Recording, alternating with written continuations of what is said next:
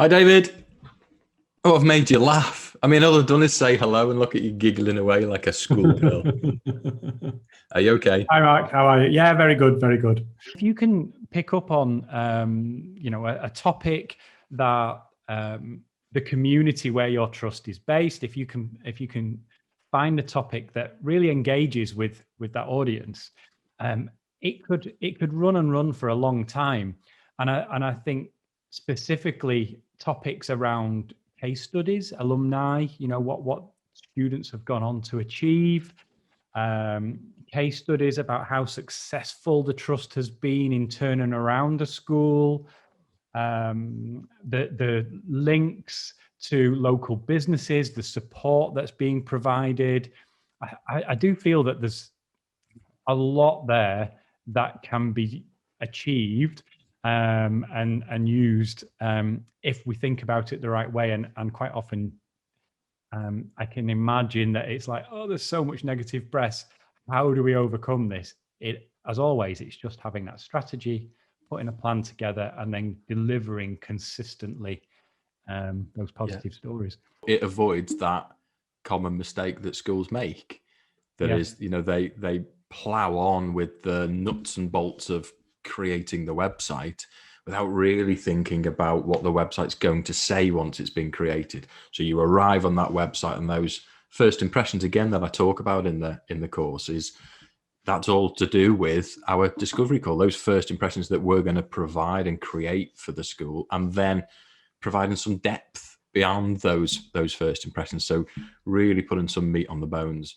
And that's to do with the stories that the schools tell us. When we challenge, when we question, we get those stories back. They'll tell us about things that happen within the school. They'll tell us about an interaction they've had with a parent where they've helped that parent with a specific issue that might not even be related to education and what's going on. Okay, well, that really is a family feel. That's a specific story we can relate. And I think what happens, if we're honest with lots of marketing companies, is that whole stage is missed out, or is shortened, is truncated to a few simple questions, and then you're dropped into a template and you get a product delivered, and it's all a bit samey and it doesn't work anymore. A bit vanilla, I think, is a word that you would use, Mark. Do you have a strategy, a marketing strategy, and how does it fit into that overall strategy? And I'm imagining that the question was, the answer was... I can answer that. No. Yeah. That outdoor ad, we call it outdoor advertising. It can be buses and it can be billboards sometimes, and bus stops and those sorts of things. And well, we've seen it done reasonably effectively as part of a strategy, as a small part of something that a school or a trust is putting together. Yeah. But often it's been done on the back of some really strong demographic research and knowledge of, precise areas really that the school is trying to target, and knowledge, knowing that, okay, we actually want to target this particular bus route because we know that the right demographic are commuting through that area, and we'll see that on a, quite clever stuff really that increases the chances that it's going to produce a return. Those trusts that don't necessarily have that reputation as being, particularly good in something, then to build that reputation, they've got to be there to offer support to the schools. And how do they do that? One, as you said, recognize that the schools are already fundamentally part of a community, and that the local population sees that school in a particular way, and hopefully that's in a good way, and so they're buying into the values of that school. And I think the trust can merge its values in a way that it's supporting the school with this vision and these values, and that's done in the communication rather than the visual identity. It's the way it's communicated, the messaging that goes out from a school, the newsletters, the information, news articles on the website, social media posts. They can be coming from the school, but just the tone of them, the wording of them can be slightly adjusted so that actually there's some of the the support from the trust element is included in that. The sort of result of that, and the way that we tend to work on a document, on a brochure, is to avoid that mistake that schools make, which is, okay, we're going to produce a prospectus, and they open up Word and they start typing, because it's the obvious thing to do. You start thinking about what your prospectus should say. And I quite often have to slow schools down and just ask them to step back from that a little bit, because actually it's not the right first step. What we need to do really is to know what it's going to look like, know what it's going to feel like, and how it's going to represent the school in terms of its look and its feel and its layout and the style of photography and the style of design. Because once you've got that, actually writing that content, which is really daunting. I mean, I don't blame schools for thinking I'm not going to do this, because it's a terrible job to do. I had one recently. I think it's the CEO of a trust, wasn't it? And he actually came back and said it was the hardest thing in his 20 years in education that he's ever done, was writing the copy for the prospectus or the promotional brochure. So yeah, it is a daunting task, especially if you're not, a copywriter, a wordsmith by nature. It is very difficult to do. I'm not standing up because I've got my red Speedos on. Yeah. The thing is, I think you can get away with that in Marbella. If I was wearing those in Rochdale, I'm probably going to get locked up.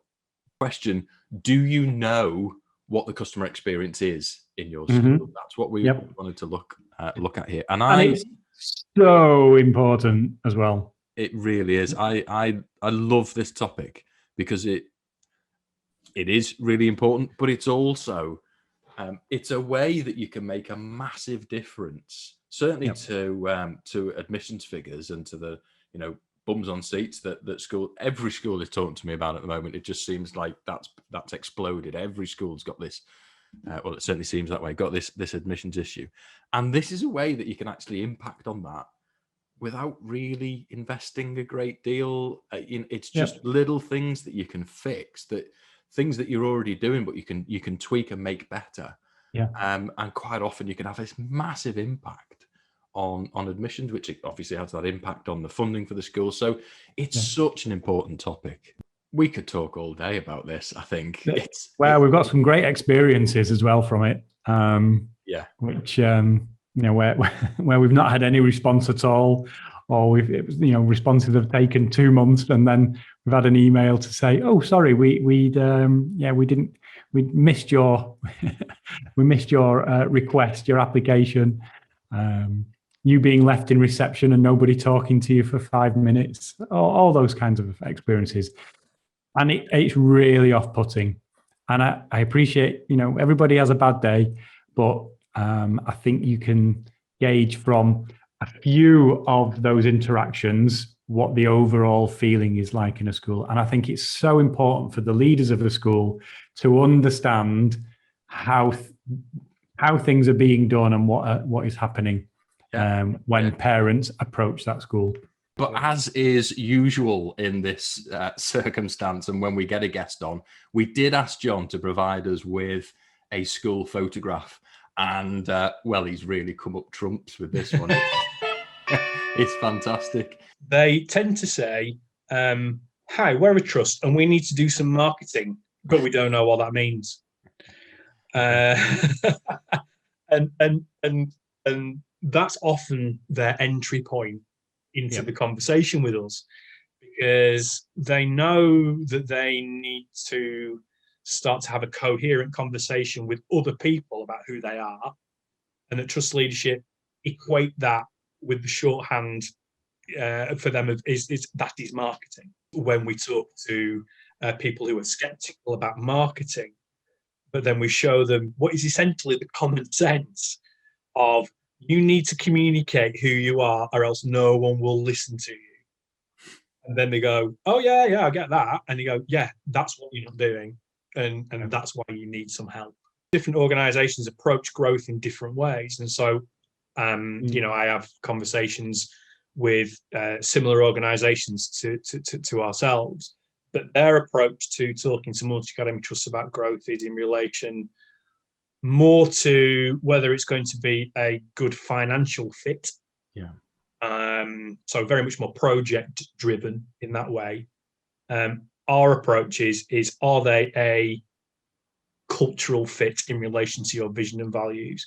Because it's no good looking at the pounds and the pennies and the due diligence further down the line in that way if you're trying to, stitch together two inherently different organizations. That will not work. Hello.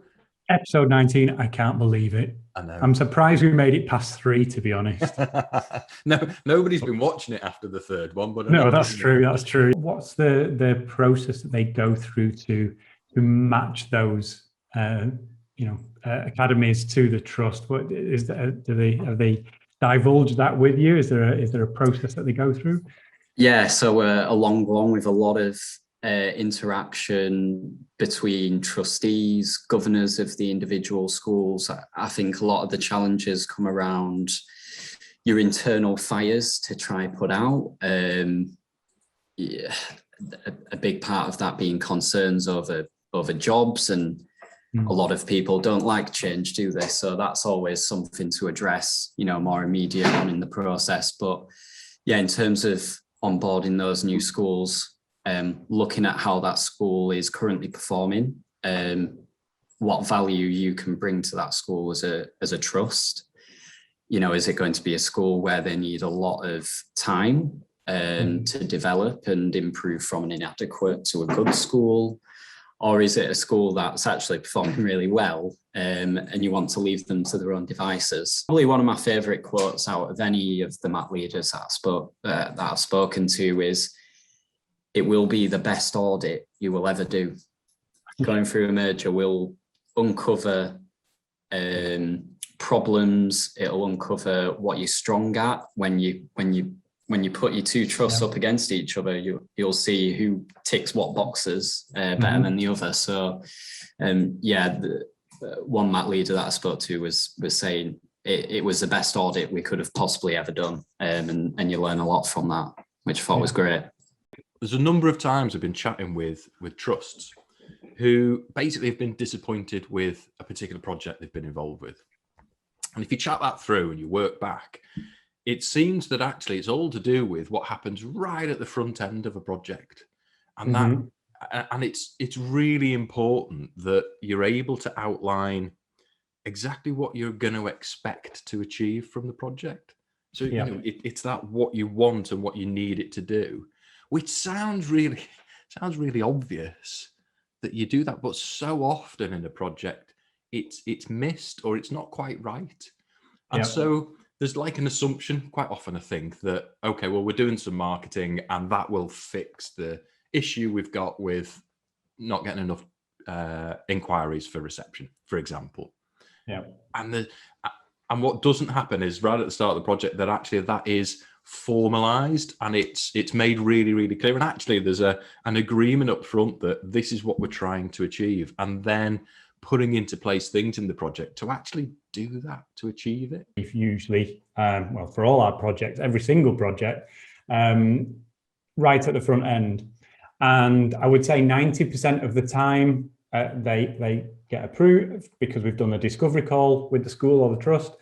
But actually sometimes the school wants to just tweak that and make changes to it. And I think it's really helpful for the school to have that brief prepared for them, because they don't really know how to write it. They don't know how to set it out. And actually having that in front of them, it's then easier, and I find it easier to edit something that's been created for you and just think about that, how somebody's interpreted it, and then just make those final tweaks. And I actually think that's a really good process to go through. And I quite like it when a school says that they want to make a few changes just to go, because it's meant that they're thinking about what it is they're trying to achieve with it.